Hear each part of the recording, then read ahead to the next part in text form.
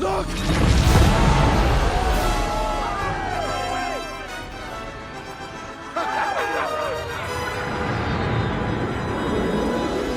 Admiral Radis here, reporting for Joby here, reporting for Rogue One. Greetings, I'm Joby. And I'm Mole. And today we're going to be talking about Rogue One soundtrack and why it's so amazing and the mysterious story behind it, actually. The great story that some of you might know, but how the soundtrack was composed in less than 5 weeks, which is just incredible. Today we're going to tell the story of Rogue One, the soundtrack, in a series of questions. So, question 1. Why did they not choose John Williams? I mean, episode 1, 2, 3, 4, 5, 6, 7, 8, 9, all composed by John Williams. Why not Rogue One? Apparently he's tired, and 85. So he was tired from all of his other success. He was also working actively on the BFG and episode 8. It's not like they didn't want to use John Williams. Of course they approached him first and said, "Can you help us?" Help me, Obi-Wan Kenobi. You're my only hope. Well, they started looking to Alexandre Desplat, actually. Newly minted Oscar winner, Alexandre Desplat. Mm-hmm. So they brought him on. Now, Alexandre Desplat, this is not the first time he had to step into a John Williams world. You might recall that he also jumped out of Harry Potter. Did episodes 7, not episode, I'm in the Star Wars world. He did 7 part 1 and 7 part 2.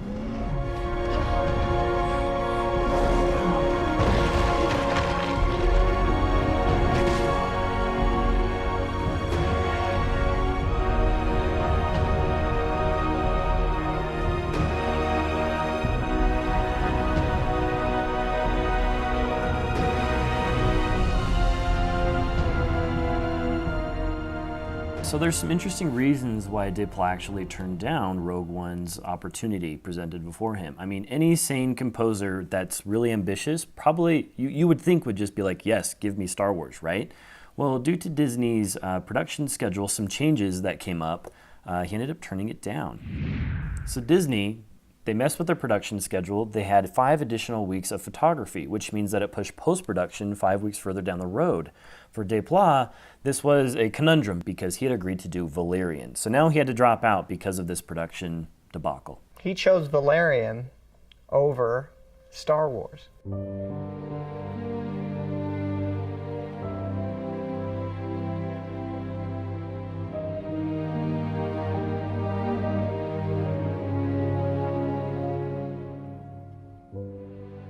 Part of the reason he chose Valerian over Star Wars was that he didn't want to have the cloud of John Williams' quote hanging over his head, which, if you remember, he already had hanging over his head when he scored Harry Potter. Mm-hmm. So stepping into the John Williams world isn't as simple as saying, I'm going to do this the way he does it. There is pressure. There is immense pressure, even from newly Oscar-minted Alexandre Desplat. This is the second Oscar and 9th nomination for Alexandre Desplat. So what does Disney do? That brings us to question number 3. They bring in the ringer, the finisher, the man, the one and only, with only 4.5 weeks left of production. Michael freaking Giacchino, who gets in all our videos, and I don't know how. He's never started in our video, but he always finishes. One day he's going to be in our video. Mark my words. He'll be like this. So Giacchino is Disney's go-to guy. He has scored countless Pixar movies. He even did a Marvel movie in Doctor Strange. This is his second time stepping into a John Williams world, very similar to Desplat. Mm-hmm. If you remember, he did Jurassic World. And I remember when Jurassic World came out, I thought, there is no way this can be nearly as good as Jurassic Park. But it was amazing.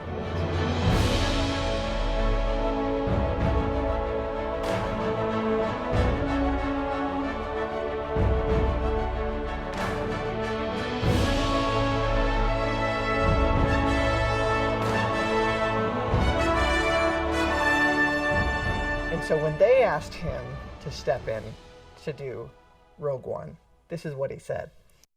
Quote, "When I got the call for that, it was the last thing that I expected to be working on or doing because it was really well underway at that point. and I was in the middle of my own bunch of movies, finishing up Doctor Strange at the time. I wasn't compelled to use what had come before to any great extent other than what I felt was appropriate. I would have liked to have more time to do it, right? But by the time I got on, they were like, you have 4.5 weeks. Do you want to do this? And I was like, yes. Yes, I do. I think that's the response any of us would have given had we been approached a month before doing Star Wars. If I was Michael Giacchino, yes. And it's pretty cool. I continued to read and found out that he actually worked a pretty normal work schedule for those 4.5 weeks. So he wasn't working 14-hour days. He said he'd work for about from 8 to 5, 8 to 6 on the score. He didn't really have to push himself. He said the themes were things that he had been thinking about his whole life to write. And he actually wrote Jyn Erso's theme first. So that was the very first theme that spouted forth from his musical pen.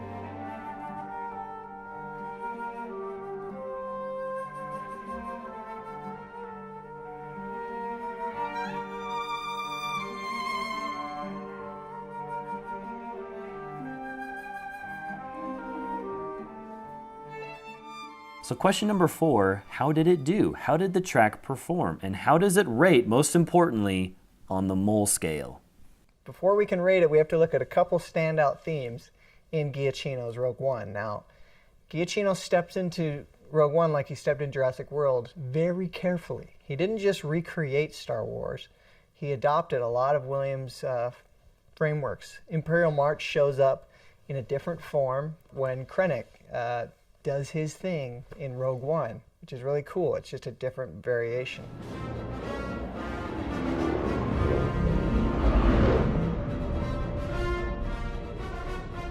Director Krennic, we are entering the Scarab Shield Gate. But he creates 2 new themes, which I find to be 2 of my favorite themes, one of which you've already referenced in Jyn Erso's theme. But the main Rogue One theme that carries the movie through, which you hear in Rebellions Are Based on Hope, and most especially Your Father Would Be Proud, which is my favorite track on the entire score.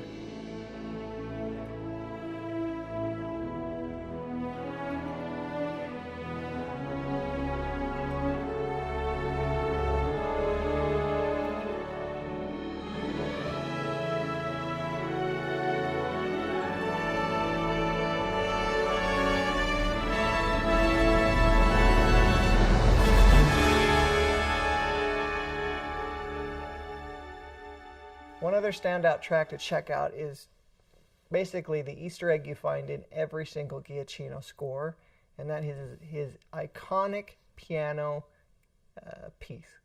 Though I don't dare hope for too much, a chance for Jyn, if she's alive, if you can possibly find her, to let her know that my love for her has never faded.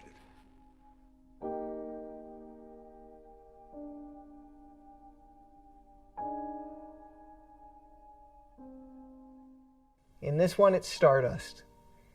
In Jurassic World, it's Pavon for a Dead Apoptosaurus, or whatever that thing's called. In Inside Out, it's Tears of Joy. I mean, in every single soundtrack he does, there's 1 or 2 piano themes that just kill. And Stardust is no different. This is when Jyn is watching her father on the little hologram. Holotron, or whatever it is. Jumbotron / hologram, so Holotron. Naturally. Which is an Easter egg in the film itself, when Stardust was the file that they found that had the Death Star plans that they had to unlock. And it's an Easter egg inside of an Easter egg. Up top. Think of that. Think of that.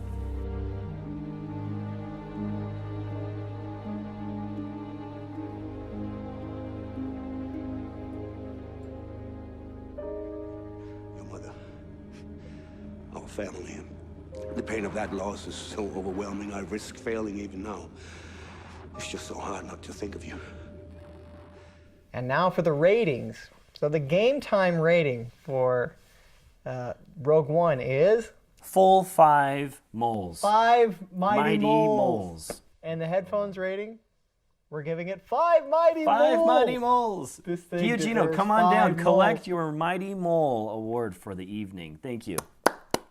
Giving it up for you. Final question we want to answer before we wrap this up. Now that Giacchino's bit into the Star Wars apple, is he slated to do any more? So we know that Williams is slated to score Episode 9, and John Powell is going to be on the Solo soundtrack. John Powell is some of your, who I know in the comments has been talking about, but some of you guys' favorite composer, because he did How to Train Your Dragon.